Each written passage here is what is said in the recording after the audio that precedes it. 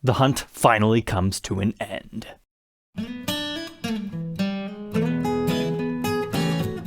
Welcome back, Troglodytes, to your daily dose of guitar information, the Trogly's Guitar Show. Almost a year ago, I made a video telling you how to find your dream guitar, the ultimate 10-step guide. And this entire episode, I was looking for the guitar that we have in the box today. It was 9 months of nothing, and then out of nowhere, 3 of them show up within the same week. And I'm hoping I picked the cleanest one, because I had to buy the one that was so far away. This is known as the VooDoo Gibson Explorer, and it's got an awesome case. It's got awesome crazy wood grain. It's got multicolored pickups. We are in for a real treat today, my friends. Okay, so the VooDoo series was first birthed in the year 2002. There was more than just Explorers in this run, though. There was an SG, Les Paul, and Flying V offered alongside it. Perhaps the most memorable thing about this run is the fact that we have swamp ash body with red grain fill. Gibson has used this on a few models since this, such as the Michael Clifford signature Melody Maker, due to the popularity of the original VooDoo run. Because let's face it, finding a swamp ash body Explorer, that's just pretty cool in its own right. You'll also notice this has black hardware, including the tuners to pull off the vibe. But as far as the neck, it is just regular mahogany. But outside of finish and spec choices, they have unique double slug coil pickups that are 496R 500T. So these are hot ceramics. They've got the whole red and black bobbin thing going on. So that means whenever you see the demo shop guitars saying they have VooDoo pickups or VooDoo style knobs, referring to them having red numbering like this is the series that they're talking about. However, most of those parts are probably left over from the reissue run that first started in 2016 on the Les Pauls. This was one of the earlier Gibsons to feature a red logo, which has become a mainstay in the mod collection. And these were Gibson USA produced, so not custom shop, and it's birthed in the era when we could still have ebony fretboards on pretty much anything we liked. And then we've got this little doofy skull dude here at the 5th fret. You either love that spec or you hate it, but it is part of the original VooDoo run. But the initial run lasted until around 2005. Naturally, these things have started to become pretty hard to find, especially the Explorers. I mean, this took a good long time of searching, because I was looking even before I made that guitar hunting video, but I'm so happy to say it. A lot of times I buy things out of Japan and what actually ends up arriving is not quite as clean as I was hoping. This is probably one of the cleaner ones I've ever seen, because these were satin finishes, so if they get played, they get buffed up in certain areas. The neck just has a very slight gloss over to it, but these were birthed kind of at an interesting point in Gibson history, because if you like how non-traditional this is, there were a few other models that you might enjoy that had a similar motif. So slightly before the VooDoo series, they had something called the Gothic. It was also offered in SG, Les Paul, Explorer, and Flying V variations. However, that was just a matte black finish. It had a picture of Orville Gibson on the back of the headstock and a moon and star inlay at the 12th fret, which if you didn't know, that was the original logo of Gibson way back when. Similar to the star and moon theme of the Gothic series, you could talk about the 2002 Faded series of Flying Vs and SGs. Their very first year, they had ebony fretboards as well and had crescent moon inlays. You might also enjoy the 2006 Les Paul Menace. They have a brass knuckle inlay that's made of real brass. They have a Gibson I Love Mom tattoo logo and these interesting additional body carvings. They also had SG variations on that. I've never seen a Flying V or Explorer, doesn't mean prototypes didn't exist. And I guess while we're talking about cool Explorers, maybe you could throw the Blood Moon in there. That thing has a Floyd Rose blood drops up down the neck. It's a bit strange, but we've reviewed it. But if the whole black and red grain fill isn't your thing, that's something else that reissue Les Paul version has. It's a primary red color, and they got rid of the doofy skull if that's not your style. If the red grain fill isn't your thing, maybe check out one of these Swamp Ash Explorers. That's the shrunken down body version. But I'm very happy to have found a beautiful one for my personal collection here. But I also have some cool case candy. So the first thing I want to point out is we have a Yamano hang tag, originally brand new. And you're going to see, why is Explorer spelled like that? Explorer. Well, from 2002 to 2008, Gibson actually briefly renamed the Explorer as Explorer. Maybe to hype it up, I'm not quite too sure, but they eventually changed it back. But then we've got a Yamano Music Special Owner's Manual. So if you don't know the story behind Yamano Music, they built a reputation for themselves as sending anything back that wasn't perfect, which makes them slightly more desirable. But we also have the original pre-pack checklist, that's nice. But the case itself has this awesome red snakeskin exterior. It's ultra cool. And naturally, if one of these things ever shows up for sale separately, they sell quickly and at premium prices. But this was also pretty much the start of the end of Gibson cases having the keep the innocent locks. So to learn a little bit more about the Explorer version, let's go ahead and throw it on the workbench to take an individual look at its parts and specs.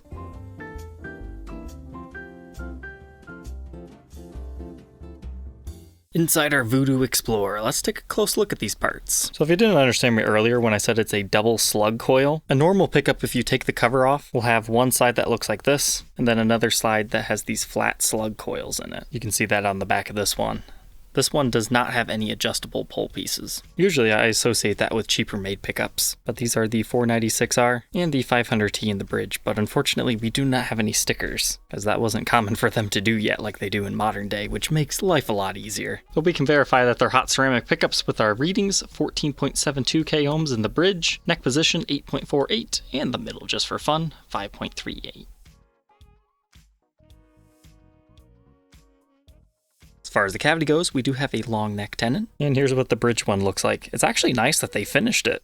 I was expecting to see some more exposed swamp ash. So next up, we got our bridge and tailpiece. Outside of being blacked out, it's just your regular stuff of the era, PW branded, and it is a full weight tailpiece.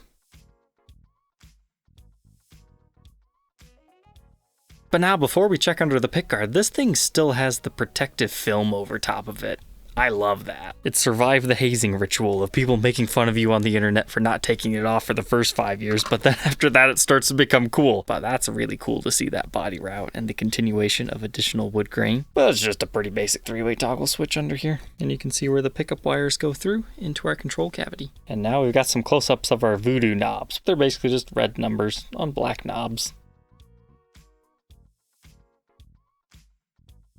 If you remember correctly, this started life as a satin finish, so I think this is the best representation of how it left the factory. It might have had a slight white haze to it, but it looks like somebody might have cleaned this guitar, and that's why it does have a very, very slight glossed over finish to it, but it's not so extreme. That's why I thought at first it was just the original satin finish untouched, but then once I saw under the bridge, that's definitely not the case. In fact, over here you can see it's buffed up just a little bit more where somebody's been rubbing against it as they're playing. They likely rest their hand right there. So yes, that is likely a ding. When we get down here to the extreme corners, we've got a couple of rub through areas of finish, but you gotta remember, very thin satin finish. It's very common for that to happen. It looks like we got a little bit more of a buffed area right there, because once again, somebody's riding their knob. This error on the body's kind of funny too. The red grain fill got like a dot right there, so it just looks like there's something sitting proud on top of the finish, but it's underneath there, always there to torment you. But how many pieces is this body? It's a little bit hard to tell from the front, but the end grain tells all. We've got one right there, and another one right there.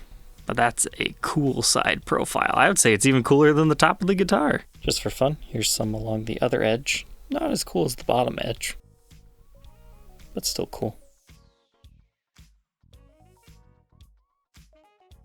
But moving on from the ash body, we've got the mahogany neck and the ebony fretboard. It's just your standard 22 medium jumbo style frets. You do not have red side marker inlays. They left those white on this particular model, and the only inlay on the whole thing is that little VooDoo skull guy. And unfortunately, that's just a pearloid material, and then they have a black pearloid for the eyes and the teeth and whatnot. It would have been really cool if that was real mother of pearl, dyed red, and then instead of a black material, it was just the ebony board, but it is what it is. It's a bit cheesy, but that's what the VooDoos have. And they've also got a 12-inch fretboard radius with a 24 3/4-inch scale length, and I measure a 1.7-inch nut width. That increases to 2.07 by the 12th. First fret neck depth, 0.84. And finally 0.91 by the 12th. So that's a thin 60s neck profile. So that should make soloing pretty easy for you. Here's that neck profile at the first fret and the 12th fret. Just a nice rounded C shape. Gets pretty wide up there.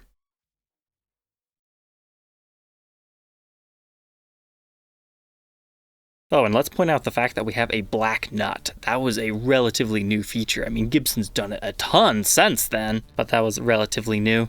But unfortunately, I took the truss rod cover off, and somebody's been adjusting away on that truss rod. It's far from maxed out, but there are threads showing, and that's always good to know. But the truss rod cover itself is just blank. And then this is kind of strange. We have a red Gibson logo. That's not mother of pearl or pearloid, it's just a silk screen. You can actually find some other photos that have the more gothic styled one. That's just a white outline, so maybe they were initially supposed to be that, and the whole red Gibson thing was something that just came in the later production ones. I'm not really all that familiar with the intimate, super nitty-gritty details of the VooDoo series, just enough to make this video. For example, the Thunderhorse. When I made this video, I knew enough about it to teach you guys. However, I learned later on that the very early ones have the mother of pearl Gibson logo, but the later ones have a decal. So sometimes there's fine nitty-gritty details that change throughout a guitar's production.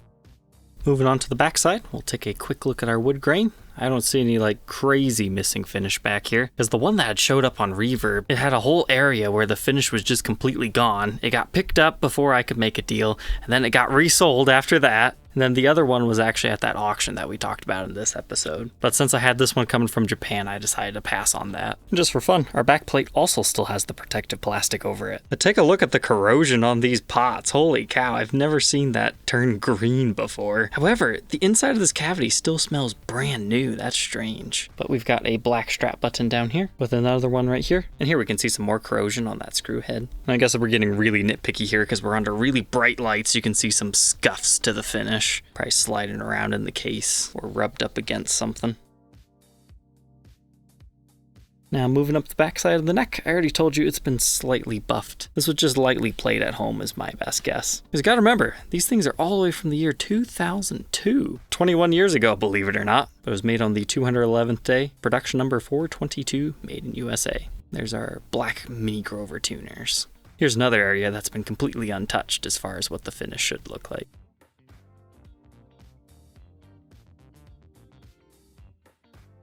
All said and done, it's just a little under 9 pounds at 8 pounds 13 ounces. Let's go ahead, plug it in, and hear how this VooDoo sounds.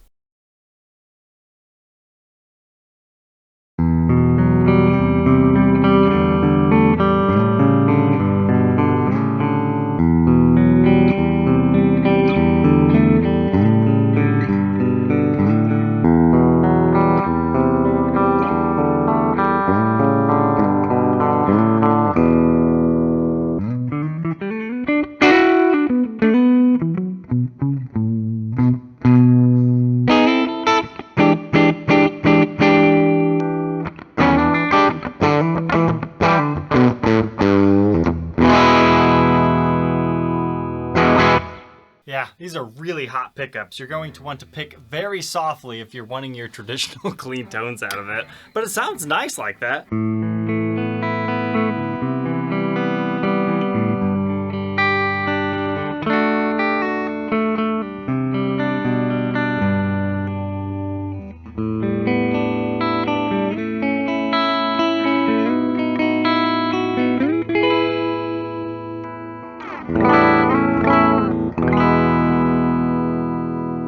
But with my regular pick attack, it sounds more like this.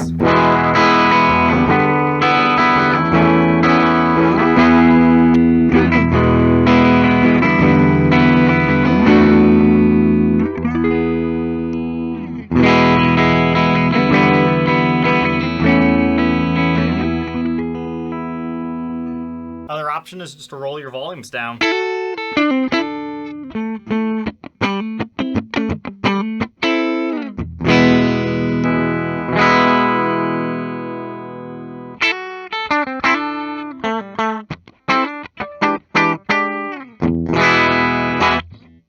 Yeah, you're going to want to hit that like 4.5 to get your regular tones. So it can be quite versatile if you know how to play with your knobs and picking attack. But let's go ahead and do what this thing is made for.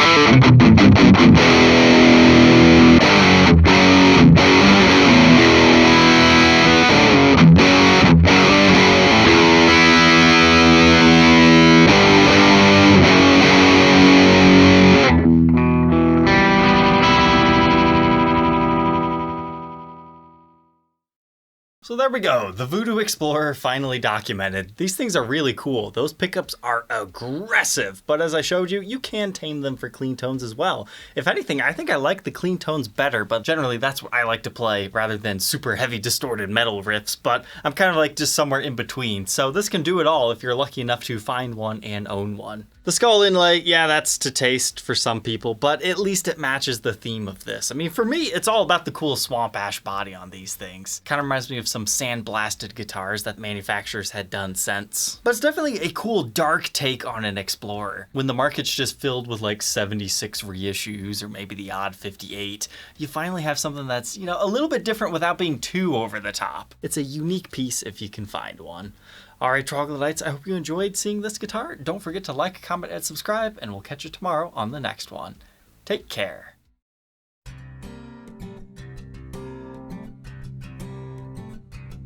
If you enjoyed tonight's episode, consider subscribing. I post videos like this every day. And you might even enjoy this next one.